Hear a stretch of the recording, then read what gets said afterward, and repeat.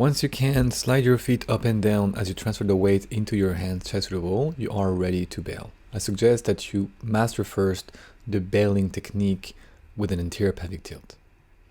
Chest to the wall, we're gonna slide the foot that stays on the wall up and down using the opposite leg, that's the overshot back swinging leg, as the counterweight that drives us away from the wall. This is similar to the pike drill that we have done before, only this time we're using more the leg than the pelvis.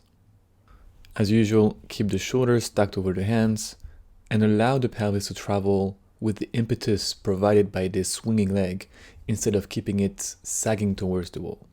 This will prevent you from sliding the foot down on the wall because the weight will actually travel towards the wall instead of into your hands.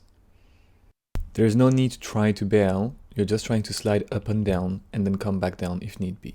The day you are ready, you will cartwheel out of this position.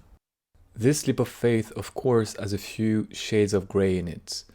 Before we balance and bail, we want to be able to take off for a split second off the wall and then come back straight away back to the wall by pushing on the fingers, which you want to have activated before you even take off. And in time, as you get more and more comfortable and better at using your fingers, you'll be able to hold that foot off the wall in a very silent, still position for a few seconds before you feel compelled to bail.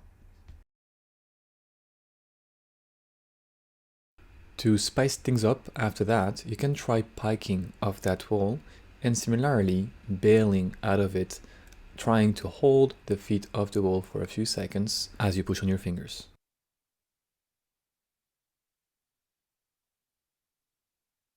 In terms of progressions in the piked variation, exact same idea. We want to be able to take off for a split second first and push ourselves back to the wall with our fingers once we are able to slide up and down with full control.